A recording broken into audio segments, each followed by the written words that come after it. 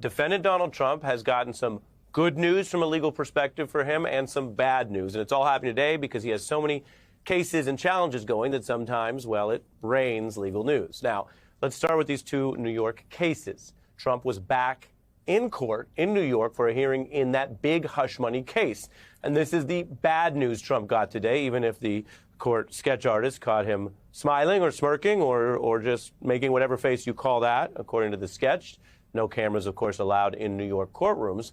Now, this is the criminal charges that the DA, Alvin Bragg, brought in New York, dating all the way back to what the DA argues is a kind of democracy crime, election crime, when you stack it all together with the secret hush money payments and assorted related alleged lies about all of that that were made to Stormy Daniels, dating back to 2016. Here's what's new tonight, and we didn't know this until, well, late today.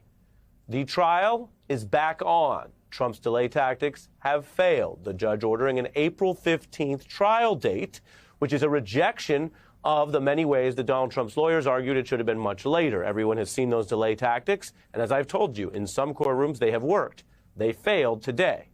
Now, if you're thinking, wait, I did hear this was supposed to start earlier, that's true. If you keep track of this kind of thing, and I can tell you Donald Trump's lawyers and a lot of other people in the news were, the original trial date was actually for today.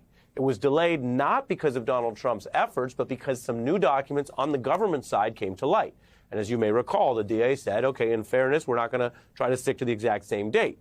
Now, the Trump delay tactic was trying to seize on that relatively small administrative matter and say they needed months and months and months. Well, that failed. Trump has also pledged to appeal any decision with the new start date. Here is a brief look at how he sounded outside of court today. I don't know if we're having one. We're going to be appealing right now, I can tell you that. That is the bottom line, so we're not sharing a lot more of that. It is the client or defendant's perspective that he doesn't want to rush to this trial. Now, that is a certain posture. Other people say, hey, if the trial is going to happen before the election anyway, bring it on sooner rather than closer to November. And, well, if you're innocent, you might say bring it on to prove your innocence. Well, any appeal process here is not expected to move the trial date. Now, U.S. Attorney Joyce Vance, who has a lot of experience, noting there is simply no basis for a pretrial appeal on scheduling. And I'll tell you one other thing about this. If you want to get into the weeds, you may have heard about the Supreme Court case that slowed down Jack Smith. That is the kind of case where you do have, in that situation, the possibility of a pretrial appeal, meaning there are big issues that, depending on how they're resolved, could change the whole outcome of the trial. And the Supreme Court decided to take that case. And under law, that happens. This is kind of the opposite. You can imagine the courts would never get anything done if every defendant could say, I don't like the scheduling decision. I prefer we start in a different month or a different year or later. So there's no real reason legally to think that this part would be delayed further. That's a big deal. Today's decision also goes back to how you deal with Donald Trump's many delays. Trump's team was arguing that they needed extra time. They blamed the DA. The judge took in those arguments and said there are just no significant questions of fact to be resolved. In other words, this isn't even a close call. The judge also rebuked some of these Trump lawyers for the way they were approaching this and using this as a forum to just push any substantial, unsubstantiated kind of smears against the DA. Indeed, one account notes, and again, I've told you we look at the sketches and the accounts because we don't have cameras in the New York courtrooms, just depends on the state, but one account noted that the judge basically seemed, despite a generally calm demeanor, to be uncharacteristically, quote, furious with Trump's team. That's one of our NBC reporters who was in the room. And that you don't have a case right now is really disconcerting, the judge told the lawyers, adding, you are literally accusing the DA's office and the people assigned to this case of prosecutorial misconduct and trying to make me complicit in it. That's how the judge put it. That is strong for this pretrial scheduling hearing. It doesn't usually get that hot. The New York Times said Trump's lawyers tried to use an odd procedural twist, the fact that these documents came out late, and turn that into a last-ditch effort to attack the prosecution or further, quote, delay the trial.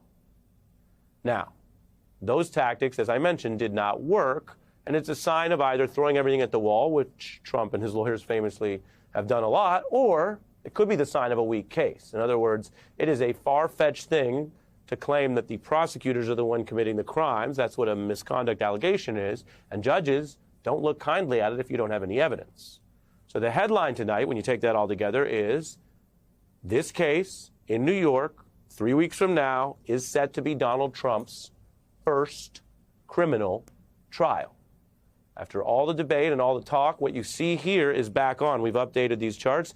The defendant here has so many cases that we have to mark them, but we've tried to give you a color coding that makes it pretty clear. I mentioned that there are legitimate questions before the Supreme Court in the coup trial. That's in red. That is basically paused and delayed on appeal. Tonight, for the first time, we've updated the hush money back to green with April 15th. That is the headline. And let me tell you one more thing about this before I explain the other legal updates we got today. And that is this. Donald Trump is not someone who is running for office again under any normal circumstances. He knows that. His fans know that. They talk about the witch hunt, as they call it, all the time. And the public knows that. But whether or not this thing ever gets resolved under the law, gets completed, is a huge question. Some people are tired, I get it. Some people are fatigued. Some people say it takes too long. Those are all feelings. But this process is not supposed to be about feelings or delay tactics. And it's not supposed to be about railroading someone. It is very unprecedented, as you've heard, to have any presidential candidate facing a trial, let alone potentially 4. And so the defendant here, whether people like it or not, under our system, does have rights. For example, I mentioned the kind of things you can appeal before trial and the kind of things you usually can't. The fact that he is availing himself of his rights with his lawyers, it may frustrate the opposition and the prosecutors, but that's fine. That is allowed. That is the system we have. On the other hand, the news tonight is something we didn't have yesterday, we didn't have last week. This trial is back on, and if this trial in New York occurs in April, begins as scheduled in April, which is now confirmed by the judge tonight, that means in all likelihood there will be a full criminal trial of Donald Trump, the first ever of a former president. And there will be a result. And if there is a result, I can tell you it will either be a verdict, guilty, not guilty, or a hung jury, what they call a mistrial. Those are the only 3 options. I can't predict which one will happen, but I can tell you there's only 3 under the system. And so if Donald Trump was hoping to delay this because he's so afraid of the result, he's so afraid that the verdict could be guilty, whether or not that even results in prison time for his purposes, it might result in a few more people around the country deciding they don't want to vote for a convicted criminal for president. That's not a crazy reach. We certainly don't have any indications or polling that people prefer a convicted candidate. And Donald Trump knows that very well. That's why he spent so much time trying to convince everyone that Hillary was back under investigation or crooked. That's why he went after Biden, who he saw politically accurately as his biggest rival, and tried to pretend there was criminal investigations of him in Ukraine. And when there weren't, he tried to abuse, as we know, foreign power policy to create the appearance of one. Donald Trump knows very well that being convicted is bad politics. I'm not telling you what will happen, and in the news division, we're not rooting for one thing or the other. We're following it. But I can tell you, tonight, there is now a path for such a verdict well before the election. So that's the New York case. Then there's the civil case. That's the fraud case we've been covering and all the money problems. Donald Trump has been basically railing against that new trial date because he doesn't want to go to criminal trial. And the very building that he was standing at, we should note, 40 Wall Street, is one of the buildings that could be seized in the civil fraud judgment. The Attorney General, this is a whole different law enforcement officer than the DA in New York, is saying that they will go forward and seize assets if Trump doesn't post bond in that case. We are prepared to make sure that the judgment is paid to New Yorkers. And yes, I look at 40 Wall Street each and every day. That's tough talk legally. The deadline is today. You've heard that. This was all coming up until today. And here is a place where, again, we're just going to report what happens as it happens. Donald Trump's lawyers managed to achieve some progress. They didn't reverse everything. They certainly haven't won this case. They lost the fraud judgment. But today, because of their efforts, they were basically making the argument that they have tried to get the bond, that they talked to all these people, that there are reasons that it was too hard and too high. And, well, they found appeals court judges agreeing. So you have Trump here staving off what would have been by today potentially financial disaster because there were a lot of indications that he wasn't a liquid billionaire, that while he may have pieces of property in various places with various debts and liens on it or whatever you want to call it, he didn't have the liquid cash. His lawyers said that. They admitted it. That to pay this off with cash for them was a practical impossibility. And a smaller bond could, they argued, prevent the Attorney General's office from collecting while they do the appeal, which could take months or longer to resolve. These are two unrelated cases. The fact that all of this news is coming about them today is one of those coincidences. Trump in court in one place and his lawyers dealing with something else in another place. What you see, though, is a bit of a pattern and practice. In the fraud case, Trump has already been found liable for this kind of habitual lying, that the business model was built on lies. In the DA case, which now he will face a jury in a trial starting in April, the question is not whether he lied about Stormy Daniels, he did, and not whether the government should be digging into people's personal lives. That's not usually a chargeable crime. The question is whether he lied and used money in a way that amounted to crimes in the state of New York and election crimes. It certainly doesn't help that he's under this much pressure for other lies that he was caught in that cost him now $500 million. And so it's all piling up, even as it's a reminder that our courts do take challenges seriously.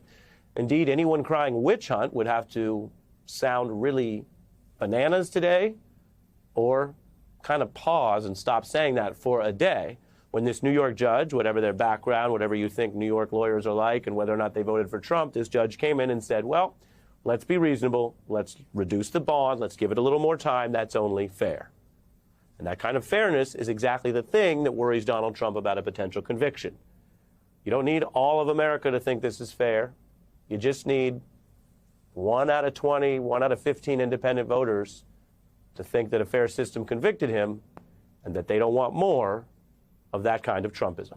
If it makes you feel any better, I have already put evac on alert. He's ready to go if it comes to that. General, I assure you. Hey, General, let me into the war room to see you, so I had to hack my way onto this frequency. This better be critical, Wheelie. Sir, come on, what is it now, please? Okay, couple of things. I wanted low on the double. I was thinking about taking a couple of months sick leave, maybe starting today. And, oh yeah, I intercepted a transmission from Megatron. Then send it through. Yes, sir, right away, sir. And so I was so damn weird, going on the other stuff. This is your last warning, insects.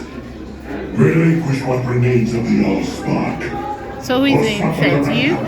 What? Who's the insect? Protect you. They were defeated on our world, and we will defeat them here. The Megatron. This was just a diversion. Security, please bring him up. Rabbit, she's already inside. Deeds! Give me an update on that reserve. What's readiness? What was his name? What was it? Evac, sir. Right, evac.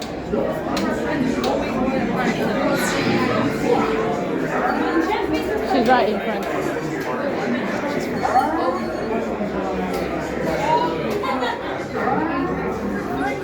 We are facing a heavy, sustained attack. They appear to be after the Allspark. General! General! Need to evac immediately, General. Evac. Hold on. National security advisor. Stay down. Check it out. They failed their mission. Celebration. The amateurs for a suicide mission.